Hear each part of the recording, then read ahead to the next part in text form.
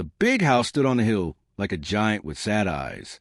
Every morning, a new maid would walk through the tall iron gates. Every evening, that same maid would run out, crying or shaking her head. Some left before lunch. Others didn't even make it past breakfast. "I can't do this," they would whisper to the butler at the door. "Those children, that man, something is wrong in that house." The butler, old Mr. Peters, would nod slowly. He had seen 23 maids come and go in just 3 months. 23. He stopped counting after that. Inside the mansion, silence lived in every room like an unwanted guest. Mr. Alexander sat in his wheelchair by the enormous window in the dining room. He was once the richest man in the city. People said he could buy the moon if he wanted to, but now his face looked like stone. Cold, hard, empty. His hands gripped the wheels of his chair so tightly that his knuckles turned white. Across from him sat 2 small children, twins, a boy and a girl, both 5 years old. Emma had long, dark hair that fell over her thin shoulders. Ethan had the same dark hair, cut short and messy. Both had eyes too big for their small faces, eyes that looked scared and sad and tired all at once. The cook, Mrs. Henderson, placed plates of food before them. Scrambled eggs, toast with butter, fresh orange slices cut into happy little smiles. But the twins didn't smile back. Emma stared at her plate. Ethan looked at his father. "Eat," Mr. Alexander said. His voice was sharp like broken glass. Emma picked up her fork. Her hand shook. She looked at her father, then at her brother, then back at the eggs. She put the fork down. "I said eat." Mr. Alexander's voice grew louder, filling the room like thunder. Emma's eyes filled with tears. Ethan reached across the table and held his sister's hand. "You must eat." Mr. Alexander hit the arm of his wheelchair. "Do you want to get sick? Do you want to worry me more than you already do?" The twins said nothing. They just held hands and stared at their plates. This happened every morning, every single morning. Mrs. Henderson walked away, shaking her head. The maids always quit after seeing this. They couldn't stand watching a father yell at his children. They couldn't stand watching children who looked so afraid. But what the maids didn't know, what nobody knew, was that Mr. Alexander wasn't angry at his children. He was angry at himself. 2 years ago, there was a car accident. A terrible, horrible accident on a rainy night. Mr. Alexander was driving. His wife, Clara, sat beside him. The twins were safe at home with their grandmother. When the car slid off the wet road and crashed into a tree, everything changed forever. Clara died that night. Mr. Alexander survived, but his legs stopped working. Now, he needed a wheelchair to move around his own house, his own life. The doctor said his legs might work again someday with therapy and exercise. But Mr. Alexander refused. "What's the point?" he would say. "What's the point of anything?" He felt like he failed to keep his wife safe, failed to be a good father, failed to even walk. And the twins? They remembered their mother's laugh. They remembered her warm hugs. They remember how she would sit between them at dinner, cutting their food into tiny pieces and making up silly songs about vegetables. Now, their father sat far away in his wheelchair, looking angry all the time. The dining table felt like an ocean between them, wide, deep, cold. They ate only when they absolutely had to, and even then just a little bit. Food didn't taste good anymore. Nothing felt good anymore. That's why the maids kept leaving. They saw a broken family and didn't know how to fix it. They saw children wasting away and a father who seemed not to care, even though he cared so much it was killing him inside. One Tuesday morning in September, the 24th maid arrived. Her name was Miss Rose. She wasn't young, maybe 40 years old. She wasn't fancy. She wore a simple gray dress and comfortable shoes. Her hair was pulled back in a neat bun. She carried a small brown suitcase and nothing else. But her eyes were different. They were calm, steady, like a lake on a day with no wind. Mr. Peters showed her around the mansion. "The children eat at 7, he explained. Master Alexander expects them to finish their plates. They never do. He gets upset. That's when most maids decide to leave. Miss Rose nodded but said nothing. "The master had an accident," Mr. Peters continued, his voice dropping to a whisper. "Lost his wife. Lost his legs. Lost his smile. He's not a bad man. He's just broken." "Broken things can be fixed," Miss Rose said quietly. Mr. Peters looked at her with surprise. "We've tried everything. Strictness, kindness, rewards, punishments. Nothing works." Miss Rose smiled just a little. "Maybe you've been trying to fix the wrong thing." The next morning, Miss Rose entered the dining room for her first breakfast with the family. Mr. Alexander sat in his usual spot by the window. Emma and Ethan sat across the table, far from their father. Their plates were full. Their faces were empty. "Eat," Mr. Alexander commanded, just like always. The twins didn't move. Miss Rose stood in the doorway, watching. She didn't rush forward. She didn't speak. She just watched with those calm, steady eyes. She saw the distance between the father and his children. She saw how the twins looked at their father before looking at their food. She saw how Mr. Alexander's hands gripped his wheelchair like he was holding on for dear life. And she saw something else. Something nobody else had noticed. Emma and Ethan weren't refusing to eat because they were stubborn. They were waiting for their father to come closer, waiting for him to be near them, like their mother used to be. Miss Rose took a quiet breath. Then she did something unexpected. She walked straight to Mr. Alexander's wheelchair and placed her hands gently on the handles. "What are you doing?" Mr. Alexander asked sharply. Without a word, Miss Rose began to push his wheelchair toward the table, closer to his children, closer than he had been in 2 years. "Stop. I sit by the window. I always sit by the window." But Miss Rose kept pushing until the wheelchair was right next to the twins. Emma and Ethan looked up with wide eyes. Their father was close, so close they could touch him. Miss Rose picked up a fork. She handed it to Mr. Alexander. "They're not waiting for food, sir," she said softly. "They're waiting for you." The room went completely silent. Mr. Alexander stared at the fork in his hand, then at his children, then back at the fork. His hand began to shake.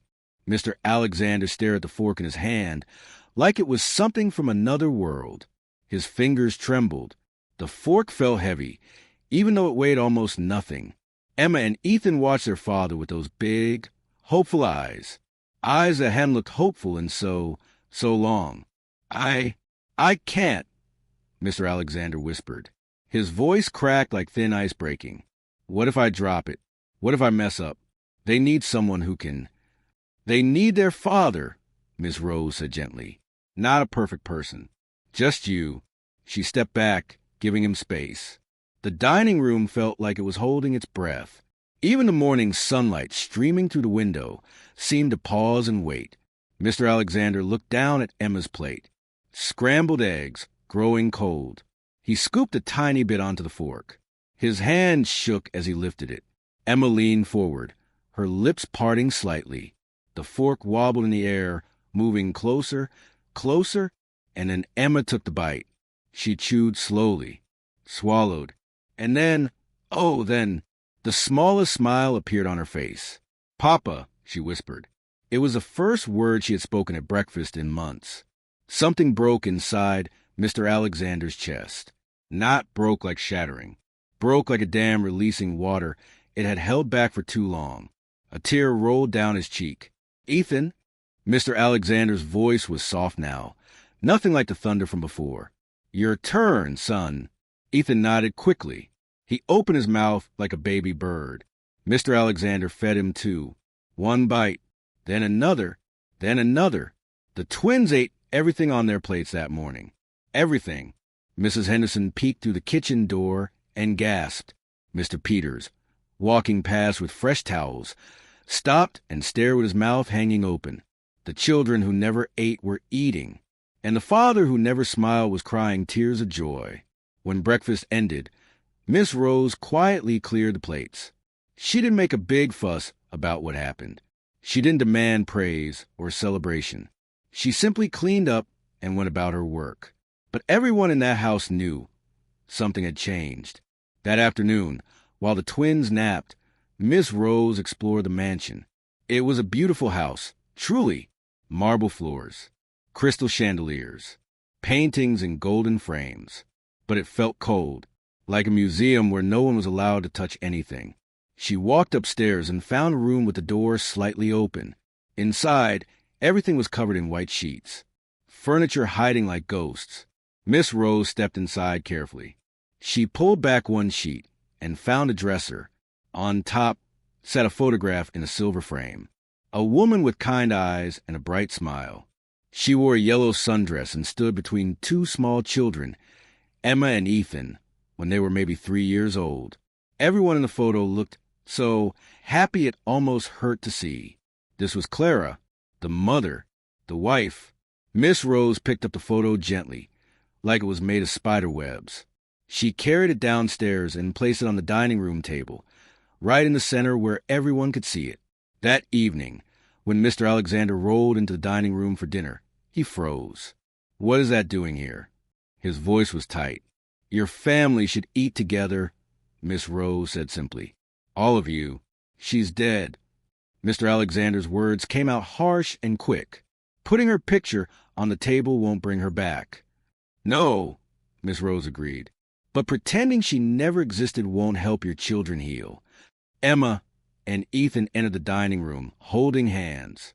They saw their mother's photograph and ran to it. "Nana." Emma touched the glass carefully with one finger. "We miss you, Mama," Ethan whispered. Mr. Alexander's face crumpled. "Please," he said to Miss Rose, "please take it away. I can't look at her. Every time I see her face, I remember that it's my fault she's gone. I was driving. I should have been more careful. I should have—" "Mr. Alexander," Miss Rose interrupted gently but firmly, "your children need to remember their mother, and you need to forgive yourself." "How?" The word burst out of him like a sob. "How can I forgive myself when I took away the one person they needed most?" Miss Rose walked to a drawer in the corner cabinet. She opened it and pulled out a sealed envelope. It was old, yellowed at the edges. "Mrs. Henderson found this in your wife's desk months ago," Miss Rose said. "She didn't know if she should give it to you, but I think now is the time." She handed the envelope to Mr. Alexander. His name was written on the front in Clara's handwriting. His hand shook as he opened it. Inside was a letter. "My dearest Alexander, if you're reading this, I'm no longer with you. I'm so sorry. I'm so sorry I had to leave. But please, my love, listen to me carefully. Life is full of things we cannot control. Accidents, sickness, loss. You cannot carry the weight of every bad thing that happens. You are not God. You are just a man, a wonderful, kind, loving man. Don't let guilt steal the time you have left with our children. They need you, not a perfect version of you, not a wealthy version, not a walking version. Just you. Emma and Ethan don't care about your legs. They care about your heart. Show them your heart, Alexander. Show them a man I fell in love with. The man who laughs at silly jokes, who tells terrible bedtime stories, who dances even when there's no music. You are enough. You have always been enough. Keep living. Keep loving. Keep trying. And please, please, don't let my death become your prison. With all my love, forever and always, Clara." Mr. Alexander read the letter once, twice, 3 times. By the 4th time, he was sobbing so hard he could barely breathe. Emma and Ethan rushed to their father. They wrapped their small arms around him, hugging him as tightly as they could. "Don't cry, Papa," Emma said. "We love you, Papa," Ethan added. Mr. Alexander pulled his children close, holding them like he never wanted to let go. "I love you, too," he choked out between sobs. "I love you so much. I'm so sorry. I'm so sorry I've been far away. I'm so sorry I forgot how to be your papa." "You didn't forget," Emma said, patting his cheek with her small hand. "You were just sad. But you're here now," Ethan said. "That's what matters." Miss Rose stood back, watching quietly. Tears rolled down her own cheeks, but she didn't make a sound. That night, dinner was different. Mr. Alexander stayed at the table with his children The whole time. Miss Rose placed Clara's photograph where everyone could see it. They ate together. They talked about Clara, the funny things she used to say, the songs she used to sing, the way she always burned the cookies, but they ate them anyway because they were made with love. For the first time in 2 years, the dining room was filled with something other than silence and fear. It was filled with memory, with love, with the beginning of healing. After the twins went to bed, Mr. Alexander called Miss Rose into his study. "How did you know?" he asked. "How did you know what they needed?" Miss Rose sat down across from him. "Because I've been where you are," she said quietly. "I lost my husband 5 years ago. I have a daughter. After he died, I was so lost in my grief that I forgot she was grieving too. One day, she stopped eating, stopped talking, just like your twins. What did you do?" "I learned that grief shared is grief halved," Miss Rose said. "I learned that children don't need perfect parents. They need present parents.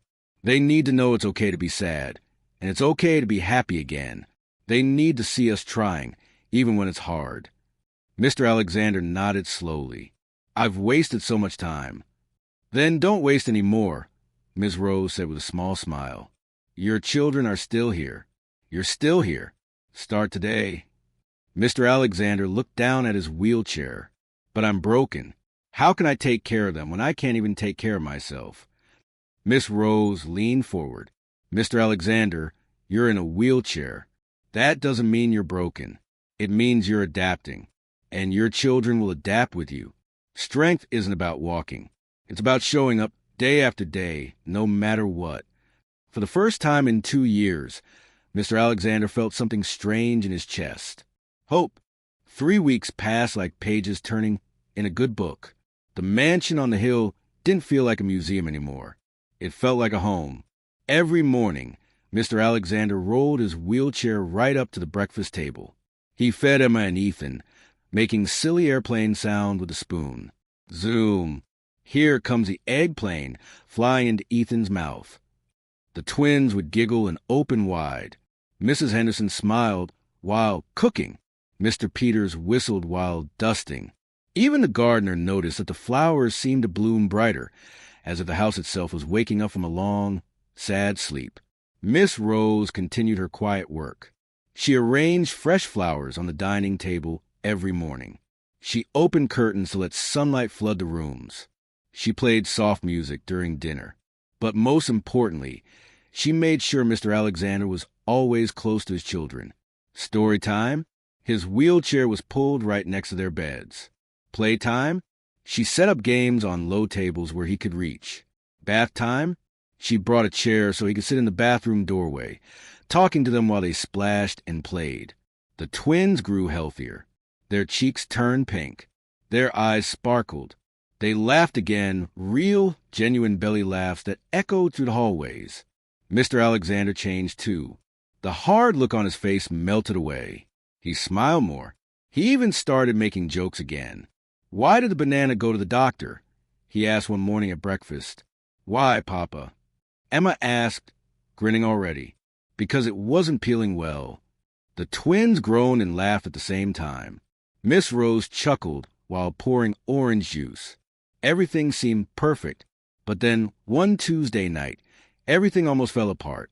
It was 3 a.m. when Miss Rose heard screaming. She jumped out of bed and ran down the hall. The screaming came from Ethan's room. She burst through the door and found Ethan sitting up in bed, his face bright red and covered in sweat. He was coughing. Terrible, choking cough that sounded like a barking seal. "Can't breathe." Ethan gasped between coughs. Emma was already awake, crying in her bed. "Miss Rose, help him. Please help him." Miss Rose felt Ethan's forehead, burning hot. She looked at his neck. It was swelling. Her heart pounded, but she kept her voice calm. "Emma, run and get your father. Right now, fast as you can." Emma jumped out of bed and ran. Miss Rose held Ethan up so he could breathe easier. "You're going to be okay," she said firmly. "Just keep trying to breathe. In and out, in and out." But Ethan's lips were turning blue. Mr. Alexander came rolling into the room, so fast his wheelchair almost tipped over. Emma held on to the back, helping push. What's wrong? What's happening? His voice was full of panic. Croup, Miss Rose said quickly. His throat is swelling. We need to get him to a hospital now or call emergency services. Mr. Alexander's face went white. I can't. What if something happens on the way? What if I can't help him? What if... Alexander. Miss Rose's voice cut through his panic like a knife. She never called him by his first name before. Your son needs you, not your fear. You, right now. Mr. Alexander looked at Ethan, struggling to breathe. He looked at Emma, tears streaming down her face. And then he remembered Clara's letter. They need you, not a perfect version of you. Just you. Something clicked inside him. He sat up straighter in his wheelchair. His voice became strong and clear. Miss Rose, wrap Ethan in a blanket. Emma, get my phone from my bedroom. Mr. Peters, he shouted down the hall. Start the car. We're going to the hospital. Everyone moved at once. Mr. Alexander took Ethan in his arms. The little boy was still coughing, still gasping, but he held on to his father's shirt with tiny, desperate fists. You're going to be okay, son, Mr. Alexander said, his voice steady even though his heart was racing. Papa's here. I've got you. They all rushed to the car. Mr. Peters drove faster than he'd ever driven in his life. Miss Rose sat in the back, holding Ethan's hand. Emma held her father's hand. Mr. Alexander held Ethan close to his chest. Stay with me, Ethan, Mr. Alexander whispered. Stay with Papa. You're strong. You're brave. Just keep breathing. At the hospital, doctors rushed Ethan into the emergency room. They gave him medicine to open his throat. They gave him oxygen to help him breathe. Mr. Alexander refused to leave. He stayed right there in his wheelchair, holding Emma on his lap, watching to the window as the doctors worked on his son. Please, he prayed quietly. Please don't take him too. Please. After what felt like hours, but was really only 40 minutes, a doctor came out. He's going to be fine, the doctor said with a tired smile. You got him here just in time. Another 30 minutes and... Well, let's just say you made the right choice coming when you did. Mr. Alexander's whole body sagged with relief. Emma burst into fresh tears and hugged her father's neck. Can I see him? Mr. Alexander asked. Of course. He's asking for you. They rolled into the hospital room. Ethan lay in a big white bed with tubes in his nose, helping him breathe. But his eyes were open, and when he saw his father, he smiled. Papa, he whispered. His voice was rough and scratchy, but it was there. Mr. Alexander rolled right up to the bed. He took Ethan's small hand in his. I'm here, son. I'm right here. You saved me, Ethan said.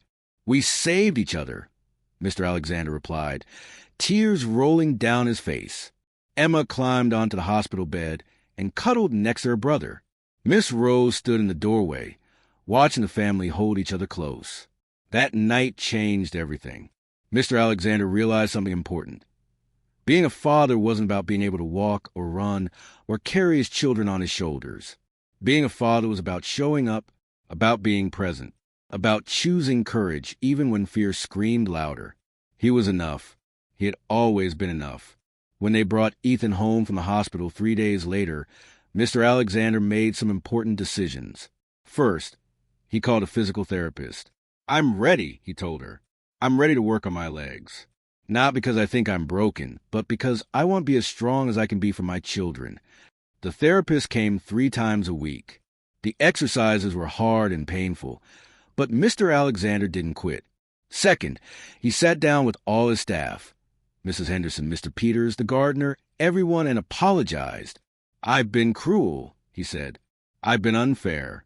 I was drowning in grief, and I pulled all of you down with me. I'm sorry. Things are going to change. Better pay, better hours, respect. You're not just workers. You're family. Mrs. Henderson cried happy tears and gave him a big hug. Third, he asked Miss Rose to stay permanently, not as a maid, but as part of the family. The twins need you, he said. I need you. You helped us find each other again. Miss Rose smiled. I'd be honored. And fourth, he started a foundation called Clara's Light. It helped families dealing with disability and loss. He gave money for wheelchairs, therapy, counseling, everything he wished he'd had when his accident first happened. Clara's light shouldn't go out just because she's gone, he told a reporter who came to interview him.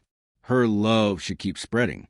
That's how we honor the people we've lost, by helping others the way they helped us. The reporter wrote a beautiful story about the billionaire who lost everything, but found what really mattered. Months passed, then a year. The mansion on the hill became famous, but not because it was big and expensive. It became famous because of the love that lived inside it. Mr. Alexander still used his wheelchair most days, though he could walk short distances now with canes. He didn't care. The wheelchair didn't define him anymore.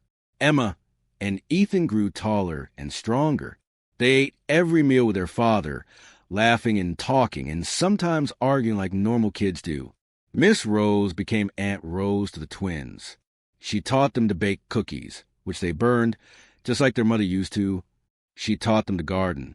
She taught them that families come in all shapes and sizes, and love is what holds them together. Every evening before bed, the family gathered around Clara's photograph in the dining room. "Good night, Mama," Emma would say, kissing the glass. "We love you, Mama." Ethan would add, "Thank you for loving us." Mr. Alexander would whisper, "Thank you for teaching me that broken doesn't mean finished. That falling doesn't mean failing. That asking for help is the bravest thing we can do." And in the quiet of that beautiful house, if you listen very carefully, you could almost hear Clara's voice whispering back, "You're doing great, my love. Keep going. Keep loving. Keep living." The mansion on the hill no longer had sad eyes. It had windows that glowed with warm light. It had a garden full of flowers. It had children's laughter echoing from room to room. And most importantly, it had a family that learned the greatest lesson of all. Love isn't about being perfect. Love is about being present. Love is about showing up day after day, even when it's hard. Love is about holding on to each other through the storms and celebrating together in the sunshine. That's what makes a family strong. That's what turns a house into a home. That's what makes life worth living. Did this story touch your heart? Did it make you think about the families in your own life? If it did, please like this story to let us know it meant something to you. Share it with someone who needs to hear that they're enough just as they are. And subscribe so you never miss another story about hope, healing, and the power of love. Because everyone deserves to know broken doesn't mean finished. It just means you're becoming something new. Thank you for reading.